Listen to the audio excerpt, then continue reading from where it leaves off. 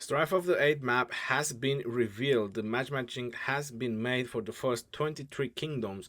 They will experience the new KVK map because there is no fog. We will be able to explore this map, and I'm going to go ahead and show you a couple of things about this map, and I'm also going to talk everything there is to know about this map because maybe you might have second thoughts when you want to choose Heroic Anthem or Strife of the 8.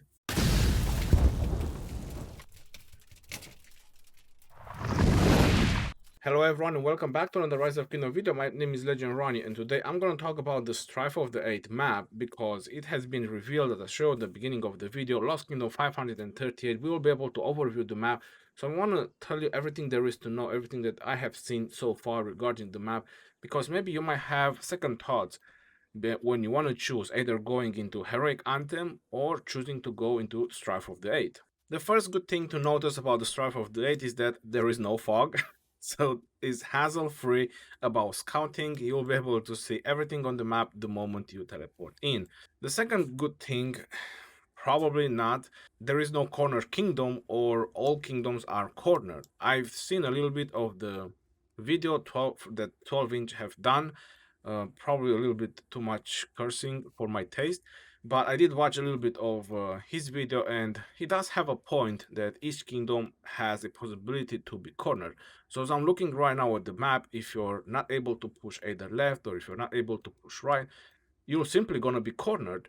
You'll be KG'ing, you won't get any rewards, and as you're looking at the map, there's only two camps. You all know KVK 1 in 2 map, there is at least 4 camps. I call them camps, but they are camps, Crusader camps. So I was right a little bit. And right now they are just 2. In this map, Lost Kingdom 538, right now is 23 kingdoms registered. Well, hold on a second. First of all, this starting area are very small. This is almost 3 kingdom per camp, because 3 times 8 is 24, so but one corner will probably just have 2 kingdoms, probably the strongest one. This kind of worries me a little bit because going back on the map, like I was showing you, this starting area is very small. I mean, you really gonna put 3 kingdoms in a starting area as small as this? Especially if you go in a corner. I mean, look how small this is. I don't know, this is just my thoughts. And then the next thing, as you all notice, you can go either left or you can go right side, or however you want to call it. Sakaka Villa Villa, you have the high runes, which are back, and you might have to fight for your ruins, which are somewhere over here in the middle, which I was already showing them, because they are exposed. So if you don't have either alliance or if this area is not conquered for you, then you'll have to fight for the ruins. And then once you get in the next area, because these passes are level 4, are classified as level 4 outside of your province, you have them over here.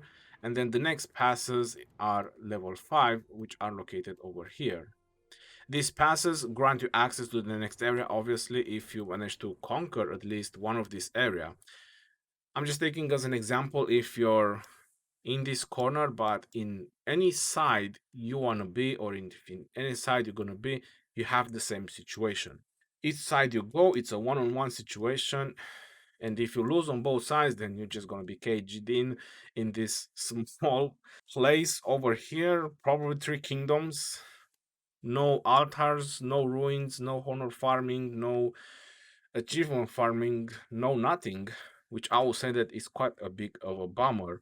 And then if you do manage to get into your second area, I'm not sure if this is just temporary or is right now, but all 3 are sanctuaries.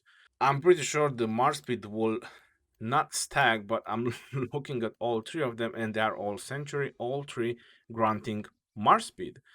That's a little bit silly, I guess. It was supposed to be circles. I'm not sure if they will just change it by the time players will start playing it and so on, because obviously there's still going to be time. And here you have your Altar of Darkness if you manage to get to this area. And then it's obviously Kingsland. But before Kingsland, because I showed you the level 4 pass, I showed you the level 5 pass, you have over here the level 6 pass. Now, this is a little bit of a concern for me as well, but for players or for kingdoms that are really looking for hardcore battles, I honestly think that this is the best map for them if that's what you're looking for, because this is what everyone wanted, a KVK2 map with non-stop battles. But the next concern for you is going to be the level 6 pass, because it's this one. So if you don't have connection, if you haven't won the both sides, then this kingdom, for example, if it's not your ally, can come in and it will cut you off from everything you have.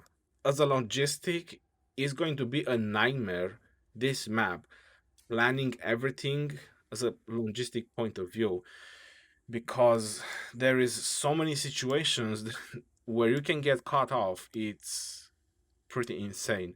That's what I'm saying. If you're that kind of kingdom, like a hardcore KVK kingdom that you just want to fight nonstop, this might just be the right map for you. And you don't really care as much for rewards.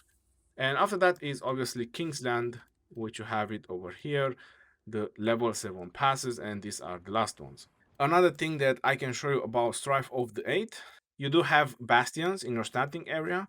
So generating crystals even as free-to-play is not so hard. I'm probably gonna find it in just a couple of moments.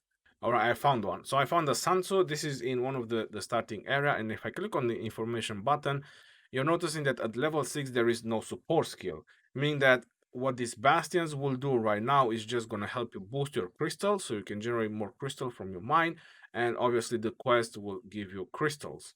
So it is a little bit of an ease of mind with the support skills. And this also tells you with me that we're not going to have an achievement unlocking support skill, but pretty much is going to be the achievement where you have to do a lot of quests. The barbarians go the same as 41 to 55. I already checked in Kingsland area.